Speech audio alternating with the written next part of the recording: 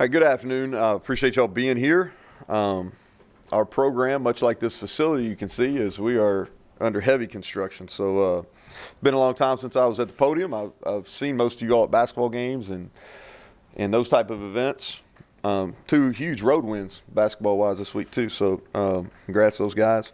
Won't lie and say that I've missed the podium, but I am excited to be back. Not necessarily at the podium, but for this time of year. I think I said this last year. Spring ball, fall camp, my favorite times of the year. Selfishly, just because we get to teach. You know, you're not necessarily preparing for an opponent. You get to actually teach fundamentals and be a teacher. We're finishing up our winter workouts. We'll conclude those tomorrow. We had our last kind of team workout this morning, finishing up that. Really kind of a 6-week period. I like our energy. It's a group that I think we're growing in some of the key areas that we were focused on in the winter, and that's really discipline, accountability, mental toughness.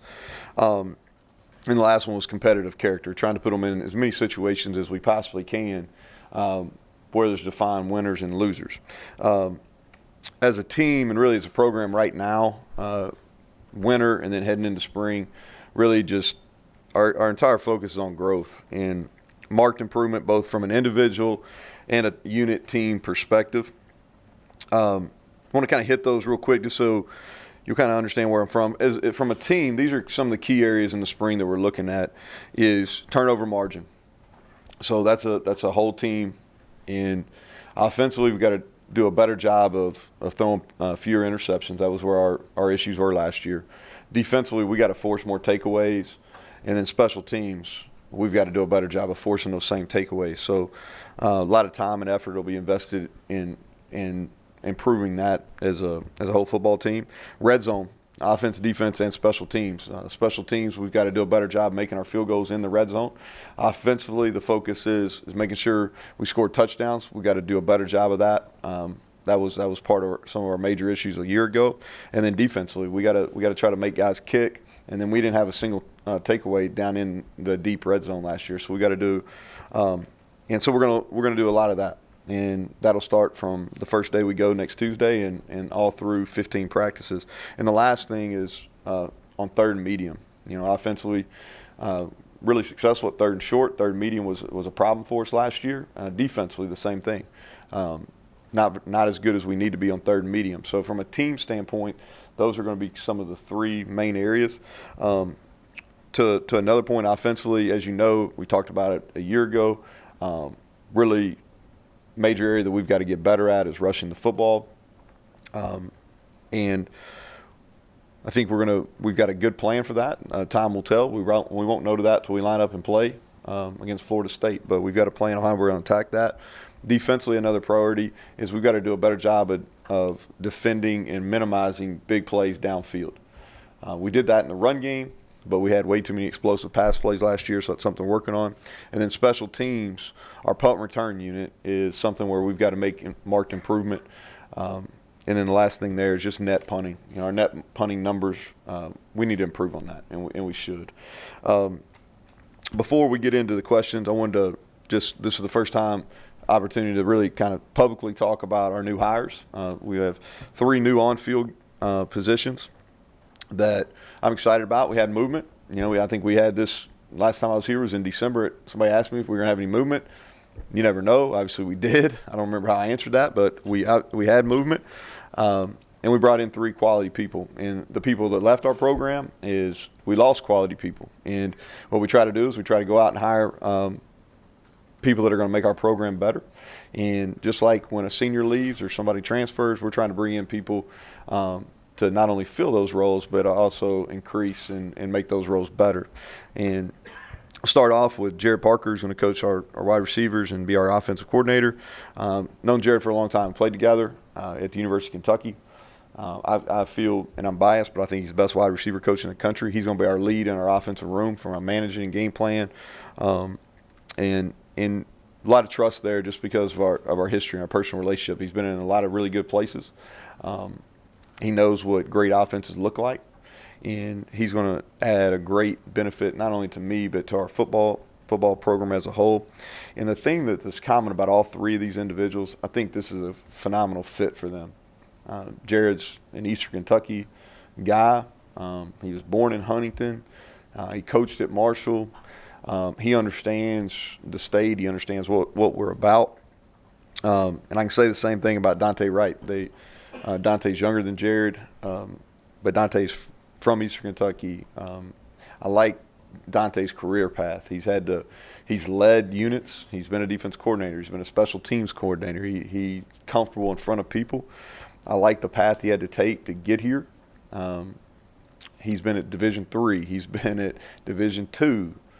He's been at the FCS level. He's been at the Group of 5 level. And so, again, I think his fit, and he's really a teacher. That's what struck me when he came and visited with us, is what type of teacher he was. I think he relates well to all types of kids, and I've been impressed watching him over the first couple weeks.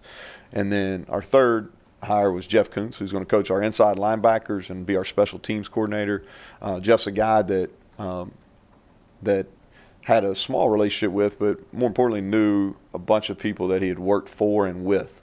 And a guy that I kind of had on my list, I think everybody, and most people in this profession that are doing a good job, they anticipate, having to make hires and things like that, and you always keep a list. And he's a guy that I've had on a list for a number of years. I think he's a teacher. Again, I think he's a fit. He had relationships with a lot of the guys that are on our staff, and I'm excited about him leading our special teams. Quality experience. He's been a defensive coordinator. He's led special teams units, and all three of these guys, not only football-wise, but I think they're really good people, first and foremost. And the other thing, too, that I think they're going to add something to recruiting. And I think you're seeing some of those already. Kind of wrap things up. I'm excited about where we're going. I believe in this group. That belief is stronger now than it was a year ago, just because I know the guys in our program. I have relationships with them. Those take time. Not perfect, but we're getting better. Competition at every spot this spring. We don't have a depth chart, which frustrates Monty, but he's going to deal with it. We won't come out of here where we're going to label starters and all that kind of stuff. I know you all want to ask about individuals, and we'll talk about them. But at every spot, from the guys that made all league to every spot, we're going to compete. Everybody's going to get reps, and they're going to earn playing time. And it's a long time before we line up and play down the Mercedes-Benz Dome. So last thing I want to hit, something that's important to Brooke and I, Read Across America Week. And so a lot of you that have small kids, I'm sure y'all are doing I don't know what Thursday's theme was, Wacky Wednesday yesterday, so I'm sure Tony is all over that. But it's important. I think it's important, and our team's been in a lot of schools this week. They'll continue to be doing that. We don't promote that just because I think that defeats the purpose behind it. But it is. Just want to bring some attention to that. So with that, Greg will open us up with questions. With the new coach, especially against Parker, how much do you tweak your offense, or is it your offense and Jared's got to get used to it? Well, we're going to tweak. I mean, anytime you don't get the results that you want, I think the first thing you do is you go into self-reflection mode and in mode of how we can get better, and go out and figure out how the best are doing it and why, and then how do we need to make changes. The fundamental beliefs won't change. I think that I think we're going to simplify some things that we're doing. I think we need to go back to basics. I think last year we may have tried to cover up some deficiencies we had. And when we did that, we got away from some things that I think are really important. So we'll get back to that. That's how we're going to handle it. Any players going to miss spring with injury, recover from injury? Yeah, so I'll kind of hit these. I might because I thought about that as I was walking down here. So we're going to have some guys that are limited. I'm not going to get into exactly what their injuries are, but we're going to have some guys that are limited.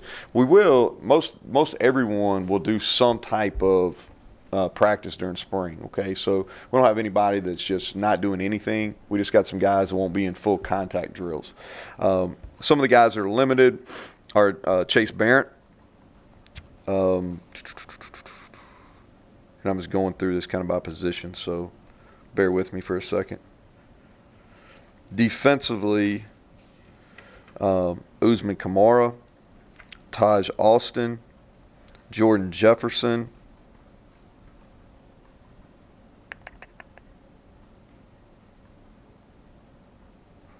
Vandarius Cowan, Josh Chandler.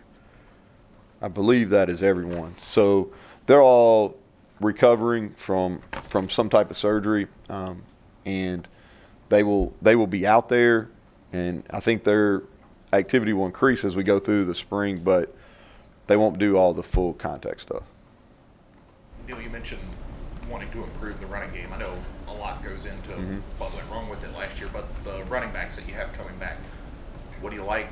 What do they need to work on? What are you looking for them? Yeah, I thought, and sometimes the numbers are deceiving a little bit. I mean, they are what they are, but they're a little bit deceiving. Letty Brown played pretty well last month of the season, really starting the Kansas State game on.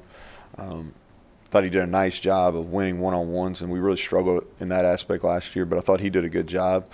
His wins may look a little different than some other people's wins because he may fall forward and run through a tackle rather than make a guy miss, but I thought he won a high percentage of his one-on-ones. I like where he's at right now. And you can see it's been on social media. We tried to give you a little bit of peek into our winter workouts by our assistant coaches, kind of promoting who's doing well, and he's been on those lists a lot. So I like his mentality right now. Tony Mathis is a guy that in our Monday Night Football stuff, he played against Texas Tech some and had some success there at the end of the game last year. But he really showed up in our Monday Night Football. That's a big difference between doing that and then going playing Florida State. But I like his potential. I really liked him in high school.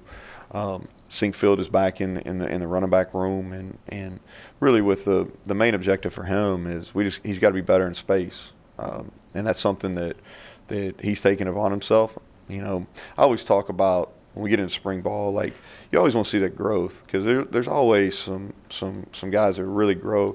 Like I'm really excited about watching him to see how much improvement he's made in the last 3 months. For players like him and others that are trying to develop a specific skill, how important are your off-season skill development things? Is that where the base was set to try to take this next step in the spring? It does. Like when we came back from winter break, which was a longer winter break than we hope we have in the future. But when you come back from we had set downs with every single kid, and we talked about these individual development plans. And so, you know, kind of what are you doing well? What do you need sustained? What are your improvement areas? So we go through those, and then not only do we give those, but then we go, okay, what's our path for attacking these? How are we going to get better? And so a lot of things that we necessarily can't do as coaches that don't happen within the 8-hour rule, that they have to take the initiative and do it on their own.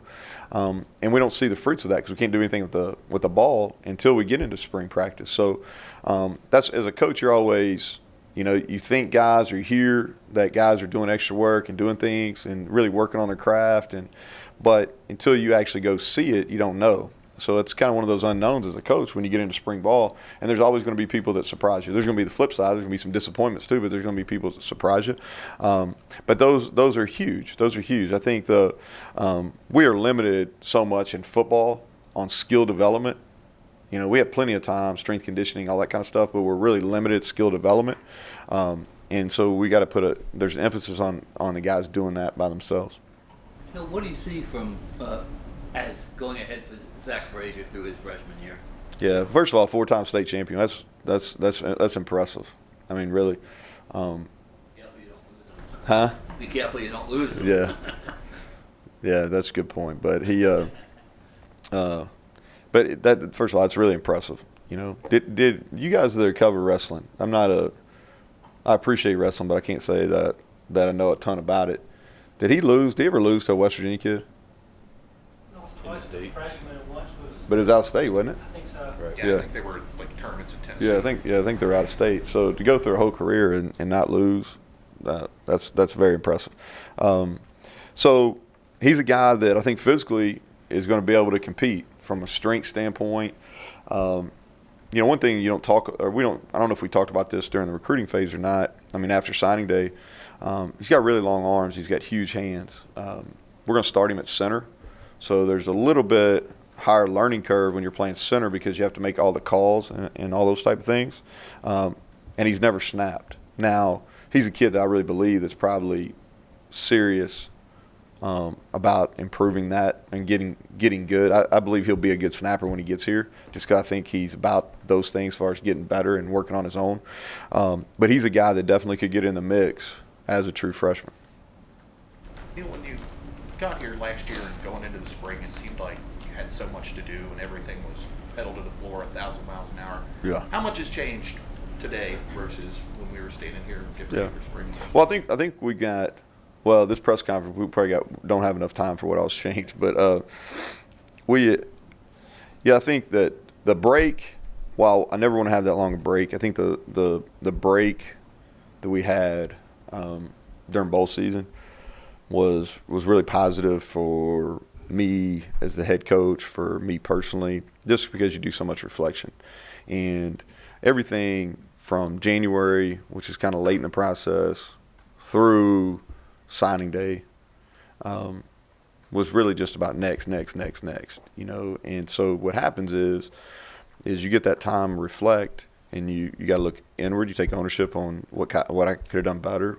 Same thing I did with the players. Hey, what do we need to sustain? What do we need to improve? In there for sure. I think right now, I think we've got a better grasp of who we want to be.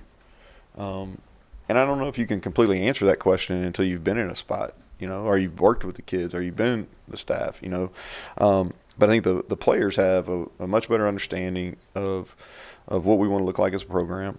What do we want to look like on offense, defense, special teams? What's really important? I think they have a better understanding themselves, because you got to understand, like, and you'll follow. Everybody in this room follows us pretty heavily, so you know our roster. But not only did we go through a coaching change, but our roster was vastly different than the roster that was here in 2018 in all three phases. So when you look at that, not only do our guys have a better understanding what we expect, but they have a better understanding of each other, and they know each other a lot better than they did this time a year ago. Kind of bounced around. I don't know if I answered your question, but I tried to. What did, as much as you can tell us, what did the early conversation in January with Kendall and Jarrett to pass about, you know, those guys and keep them in a competition mode? Yeah, I just think both of them, and that's the other thing, kind of go back and you watch all your video during some of that dead time during the break. And I thought both of them did some really, really good things. I think both of them, there's some big-time improvements they can make. And one of them was simple. I just thought they needed to become they needed to challenge each other better and really push each other to be better. That was kind of a demand that I asked of both of them, is just push each other, because you'll get better in the process if you're pushing the other guy. So just like the other spots we have, they're in competition. They're, you know, and it's really, you know, everybody gets reps. So talk about in spring, it gets a little different when you get out of camp mode in fall, but at this point, everybody gets reps. That's why I don't go into it with depth chart, because sometimes we two-spot things. Y'all seen us practice. We got a bunch of reps going on. But with the quarterbacks, we gave them some things that they needed to really work on in our winter school. From what I'm able to see, is they're more comfortable with what we're doing. I think fundamentally they have proved, me just looking at things that don't involve a ball. And like I said, I think we're going to be better. Like, our receivers are going to be a year older. You know, we were young last year there. We will be able to run the football better. Now, I think we're going to make marginal gains. I think the running game is going to be a process. You know, it's going to be – I don't think we're going to go from where we are, okay, because where we are is where we are. Y'all can look it up. It's bad, okay? But in that top 5 or 1, 2, I don't think we're going to do that. We're going to make marginal improvements. So we're going to be better, which allows them to get help.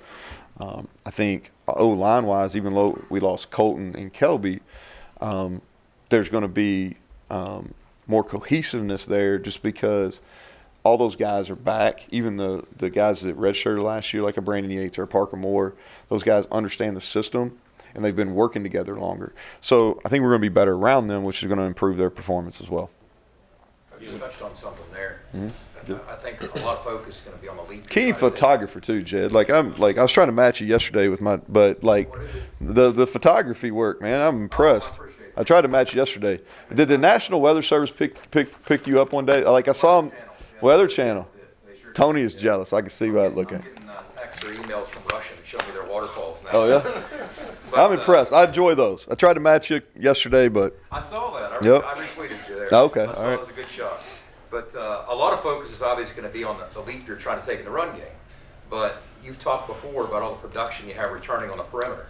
Okay, and you got two guys coaching your wideouts and coaching your slots that are accomplished guys. Big plays are downstream of more productive and consistent blocking on the perimeter, right? Talk about maybe how all those things tie together with those wideouts coming back for those big play possibilities. yeah, that group. So if you rewind a year ago, I stood up here after post practice and like talked about our receiver play. It was making me grayer and how we had a long ways to go. Well, you fast forward a year ago, and we talked about, hey, we got to fix the room, we got to do some things. Well, you fast forward a year ago, now they go from that youth to a group that I think potentially they got to go out and do it consistently, but potentially could be one of the strengths of our football team. And not only just route running and catching the ball, but on the perimeter, because we're going to be stronger, understand better technique as far as blocking. It is huge. Okay. The other thing too is when you're able to beat man coverage. All right. If people play man, they're +1 you in the box. All right. So, and that happened to us, especially early last year. Missouri's a great example. But if you play man, you can outnumber people in the box, which it's hard to run the ball. And if you're not winning your one-on-ones versus that unblocked guy, then it's really, really difficult. Okay. So we're going to be better at beat man coverage, which will make people play with the second safety more, which, all right, will at least get them to the box later. And so it's going to be a huge benefit. And the other thing too is I think that our guys schematically have a better understanding. Okay, and I think how we're going to do a couple of things different. We figured out who we were later in the year schematically, run game wise. And if you watch us, we didn't always have great numbers, but we had people covered up, and we weren't giving up those negative plays like we were earlier in the year. Yeah. The other thing too, I noticed, this is totally off the subject, is I've been keeping up with like the draft. Just I'm always intrigued by that, where they're coming from. How, if you look, we played against a lot of really good defense players last year, especially D linemen. Which I think sometimes our conference knocked a little bit, but several defensive linemen from our league are in the top 10 projections, not top 10 overall picks, but top 10 at their positions.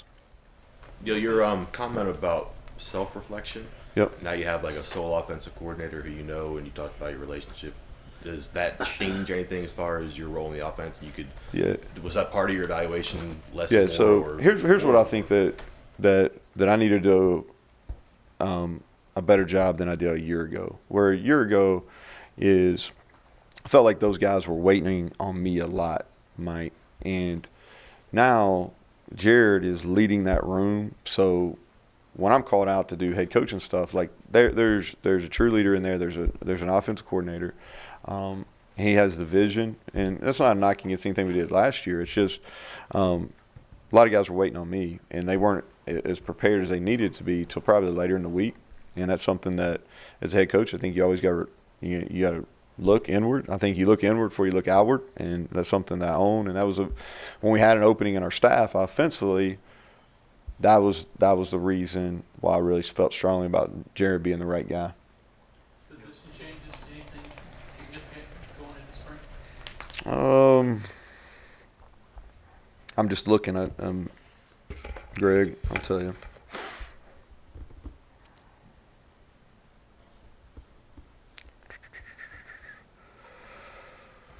No big or no major position switch. No, I mean we're going to have some versatility in our secondary. Just we got a lot of those guys back outside a corner, so we're going to dual train those guys. Same with some guys at Bandit and Mike linebacker, double train them, but no major position changes to start spring. No. you know, some of those young defensive backs that kind of got thrown in the fire last year. Where you at with those guys now? Yeah, you know, I think Nick Troy Fortune's had a really good off season. He's a guy that, if you go back, he made several really good plays in that TCU game to finish up. One of them on the last drive, he didn't use great technique, got beat, came and did a little detail thing we talk about all the time with his hands, punching up through the ball, made a big play. I've been impressed with Jackie Matthews to this point. I think he's going to be a key in our secondary. He's got to be a player for us. Tay Mayo's made a big stride. He's still got a long way to go, but he's made strides from last spring. We're gonna go with Jai for Jaito, so it doesn't put any stress on anybody else. But Jai is a guy that physically is ready to play. You know, he's in a new country and, you know, a bunch of different dynamics working there. But he's a guy that's going to get a lot of reps this spring and he'll get better. And then Tyke Smith is a guy that, even though he freshman All-American, all those type of things, he's got a ton of improvement, and I like how he's pushed himself. And then Sean Mahone has to be a leader for us. I think he played really well at the end of the year. You know, if he can make that same transition, he'll be an NFL player. And then it's going to be fun to watch Alonzo Dye. He was one of our high spots really on scout team and things like that last year. To get him back in the action, and I think Jake Long too. Jake Long is a guy that played some snaps for us later in the year after Norwood got hurt. And then the last one is Drayshawn. Drayshawn Miller will go through practice in the spring, and he's gone through our entire winter workout phase. So I think the red shirt in hindsight is going to be a positive for him. Anything on Kerry Martin? Kerry, did I skip him? If I did, I didn't mean to. You know, it's funny. Like KJ, you know, played last year. All those games started, and he made the comment to me just this morning. We were finishing up our last workout, and we kind of did this kind of a wall sit. And y'all have seen it. I think we've been putting it on social media where we play country roads, and they got to do some kind of activity as long as the song plays. And he came up to me because, you know, he was an early enrollee last year. So he comes up and he's like, Coach, there's no way I could have done that a year ago. And I'm sitting there thinking, there's no way you would have done a lot of things a year ago. You know, you just think about, and you're just talking about a year's time, but he's made a lot of growth, and he's a guy that I think is going to be a high-end player for us without a doubt. How much improvement in the run blocking do you think this winter has provided just in strength and conditioning? Yeah, well, the strength more so than the conditioning. I think that part of it, it's a maturation process too. I mean, I think offensive line is really, really difficult to play young in your career. Now, there's some guys that are special that can do it. But when you get in the trenches, there's such a big difference between a 17, 18-year-old and a 20, 21, 22-year-old. There's a lot of off seasons involved there. And so, plus, the people in our league, they move so much. They move, and, you know, that picture changes, especially for those interior guys. It's difficult.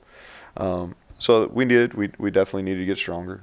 You know, the thing that I was encouraged about, and I may even said this in December, the thing I was encouraged about as I went back and watched all our run game cut-ups is we were on people. We had people covered up, you know, and got better at that as the year progressed.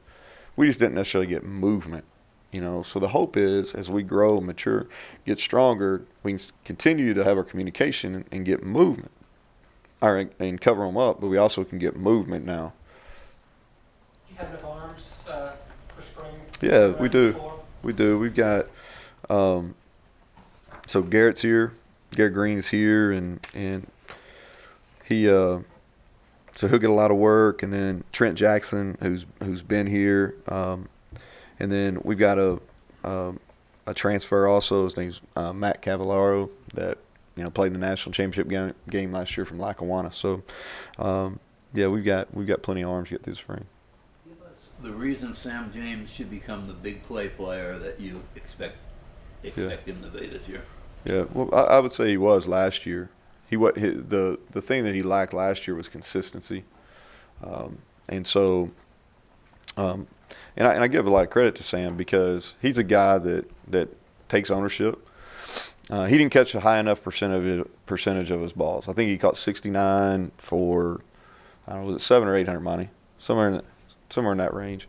But he's a guy that had his percentage of drops was, we're looking to catch 91% or higher, and it wasn't anywhere close to that. And some of those were in critical situations. And so I think he did a really good job of taking ownership on that.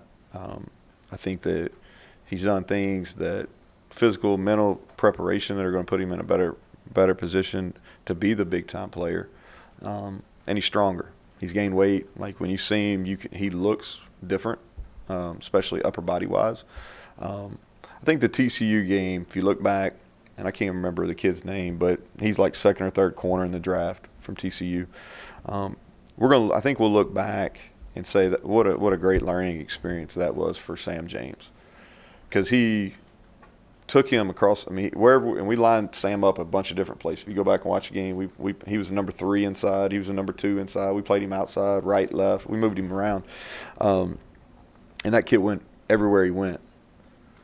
And Sam lost more than he won that game. But what happens is it's been a great learning tool, because if we can take the talent Sam has, the speed, the ability to get open at the top of routes, and we combine that with high attention to detail, then he'll be the special player. But I think it might have taken some of those drops, some of those losses against a player the caliber of the kid at TCU, where Sam wants to be. You know, if we're sitting here 3 years from now and Sam's one of the top players in his position in the draft, I think he'd be pretty fired up about it. And so he those have been really good experiences for him, and I think he's going to grow. And at the end of the day, he's going to be a sophomore. You know, and I think fair or unfair, he probably had to carry maybe a higher load than he was ready for a year ago. Stills brothers. What do you expect? I was wondering if you're going to ask a question. Well, I was going to say they're the two guys that could be potentially your. I wasn't talking about Still. I was talking about you. You're sitting there. I was like, basketball got you worn out. So the thing with the Stills brothers is productive last year. Okay, really productive. Big discrepancy between their good and bad. All right. To me, great players shouldn't be a big discrepancy. Right. So to me, if you're a great player, like everybody's gonna have a little better day, but like your bad should still be pretty good. You know, if you're a guy, like a dude, right? Like, so our push for them, especially with Darius, is let's minimize what your bad is. You know, let's make your great, and let's try to be at that level all the time, which is consistency. And so it's been good. Dante's going through a kind of a body transformation. He got sick, which has kind of put a pause on that a little bit. But we're taking some weight off of him to get his weight back up to a better weight. But they've had quality winners, and technique-wise, this is a big spring for them. You know, they were productive, but technically they can get a lot better. And Jordan would say the same. More Baylor games, but more games closer to Baylor. Yeah, exactly. You know, less Missouri games, less. I could go on. Texas Tech, but I can go on. Now, you mentioned the new guys in recruiting. Have you set where they're going to recruit territory-wise yet? Yeah. What if I hit that when I get in there? Because I'll go. I don't want to say wrong. I'll come find you though and tell you. Do you know where you need extra depth in the summer, or is that maybe? Yeah, our roster will continue to change. It will. I think that we need to continue to add to our offensive line room. We need to, defensively, corner is a room that I think could value some experience. D tackles, interior D lineman, I think we're probably a body. Probably need one body. Those are some key areas, and those things could always change too as we go through spring. But as we start, that's kind of where I'm at. Yeah, you got offensive linemen, running backs. You said you want to run the ball, but you rattled off that you need defensive linemen. You have injuries, limitations. Defensive line, linebacker, not ideal, but can that be good? Can that be a hindrance at all? Maybe develop guys in different positions. Yeah, I think probably a lot of programs in the same. It's probably, and you've asked this question before. I think you asked me at media days. Kind of the world we're in right now, where you have fewer bodies. And I think we had either 6 or 7 mid-years. I was watching a practice earlier in the week, and they had 15 mid-years that were already there. So our numbers in the spring are a little bit down. So we've got to be really intelligent about how we go about practice, but we've got to be physical. Okay, so we're not at a point where we're good enough on both lines of scrimmages where we can minimize the physicality during the spring. So we're going to have to be physical. We're going to have to be smart about how we do it. We do have some numbers limitations. So how we structure practice, when we take breaks and things like that, it's going to be important. But we've got to have a physical element